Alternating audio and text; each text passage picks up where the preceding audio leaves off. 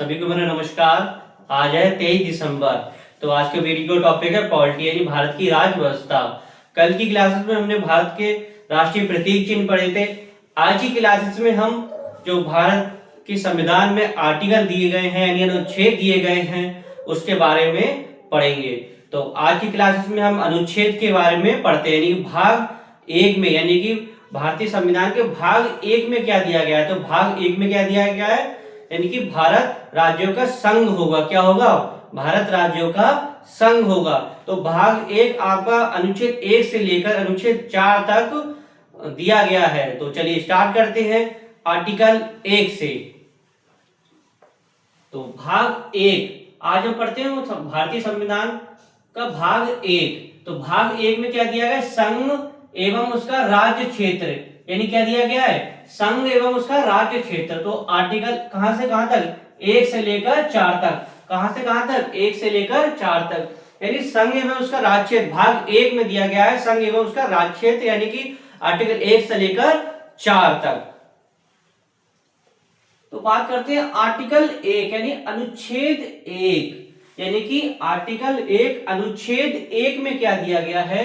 तो इंडिया यानी भारत, इंडिया यानी भारत राज्यों का संघ होगा। क्या होगा? राज्यों का संघ होगा, यानी कि इंडिया यानी भारत क्या राज्यों का संघ होगा। क्या होगा? एक संघ होगा।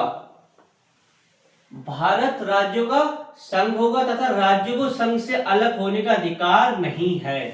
यानी कि राज्यों को संघ से, यानी कि राज्य जो है वो संघ से अलग होने का कोई अधिकार नहीं है, यानी कि राज्य संघ से अलग नहीं हो सकते। यानी कि राज्यों का क्या होगा? भारत संघ होगा। क्या होगा? एक प्रकार से संघ होगा। अब बात आती है आर्टिकल 2 की, यानी कि अनुच्छेद 2 की। अभी आपने पढ़ा आर्टिकल 1, अब आप पढ़ते हैं अनुच्छेद 2। तो अनुच्छेद 2 में क्या दिया गया, यानी आर्टिकल 2 में क्या दिया गया है? तो भैया आर्टिकल 2 में दिया गया है नए राज्यों का प्रवेश संसद यानी कानून बनाकर नए राज्य बना सकती है और उन्हें भारत में शामिल कर सकती है। यानी कि जो संसद है कानून बनाकर क्या चीज?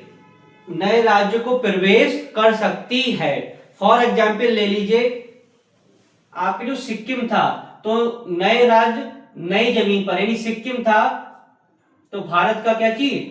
राज्य बना था। तो ये जो नए राज्य का प्रवेश, जो हम नए राज्य का प्रवेश हम 4 तरीके से कर सकते हैं, यानी कि नए राज्य का प्रवेश 4 तरीके से कर सकते हैं। तो सबसे पहले करते हैं अव्ययपूर्ण। अव्ययपूर्ण क्या होता है? इसमें स्वयं अपनी संपूर्णता किसी दूसरे को सौंप देना, यानी कि अपनी मालिकी की दूसरे को सौंप देना, यानी कि स्वयं अपनी संपूर्णता किसी दूसरे को सौंप देना।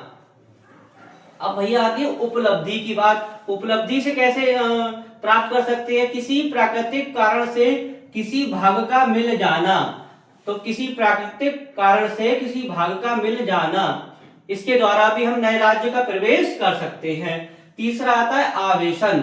आवेशन क्या होता है? इसमें कब्जा रहित क्षेत्र पर शांतिपूर्वक कब्जा कर लेना। कहती जो कब्जा रहित क्षेत्र है उसमें शांतिपूर्वक कब्जा कर लेना, इस विधि के द्वारा भी हम नए राज्य का क्या चीज? प्रवेश कर सकते हैं।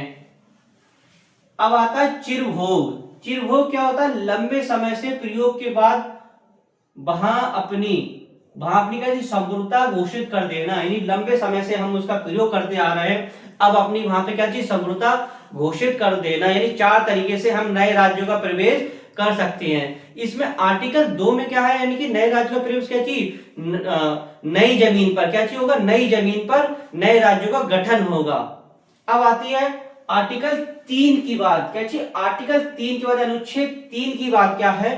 तो अनुच्छेद आपका 3 में दिया गया है नए राज्यों का निर्माण व वर्तमान राज्यों के क्षेत्र सीमाओं का और नामों का परिवर्तन संसद कानून बनाकर कर सकती है।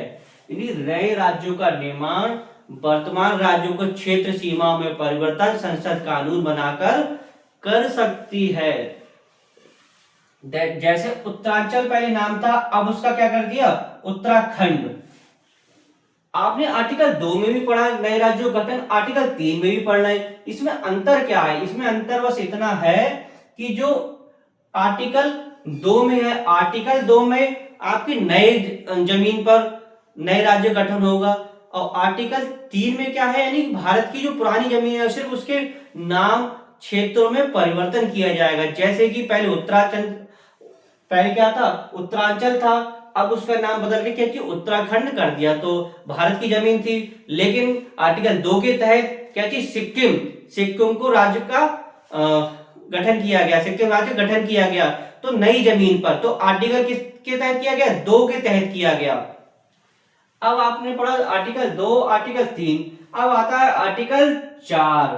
तो आर्टिकल 4 यानी अनुच्छेद 4 में क्या दिया गया है, नए राज्यों का प्रवेश या गठन। अनुच्छेद 2 के अंतर्गत नए राज्यों के निर्माण, सीमाओं, क्षेत्रों और नामों में परिवर्तन। अनुच्छेद 3 के अंतर्गत को संविधान के अनुच्छेद 368 के तहत संशोधित माना जाएगा। यानी अनुच्छेद 2 और 3 के तहत जो संशोधन, यानी अनुच्छेद 2 और 3 के आर्टिकल के तहत जो संशोधन होगा उसे क्या चाहिए, 368 के तहत संशोधन माना जाएगा। तो ये आपने क्या पढ़ा आज की क्लासेस में, भाग 1, यानी भाग 1 में क्या दिया गया है, संघ एवं उसका राज्य क्षेत्र। यानी भाग 1 में आर्टिकल 1 से लेकर 4 तक दिया गया है। तो आर्टिकल 1 में क्या है, संघ एवं उसका राज्य क्षेत्र। आर्टिकल में क्या, 2 में क्या है, नए राज्यों गठन, लेकिन क्या चीज, नई जमीन पर। आर्टिकल 3 में क्या है, आर्टिकल 3 में नए राज्यों गठन, क्षेत्र सीमाओं में परिवर्तन, लेकिन भारत की पुरानी जमीन पर। आर्टिकल 4 में क्या दिया गया है, आर्टिकल 4 में दिया गया है कि आर्टिकल 2 और 3 के तहत जो संशोधन किए जाएंगे तो 368 के तहत संशोधन माने जाएंगे। तो आशा करता हूँ वीडियो आपको अच्छा लगा होगा। तो वीडियो को अधिक से अधिक लाइक कीजिएगा, शेयर कीजिए, कमेंट कीजिएगा। नेक्स्ट वीडियो नेक्स्ट टॉपिक के साथ मिलेंगे। धन्यवाद।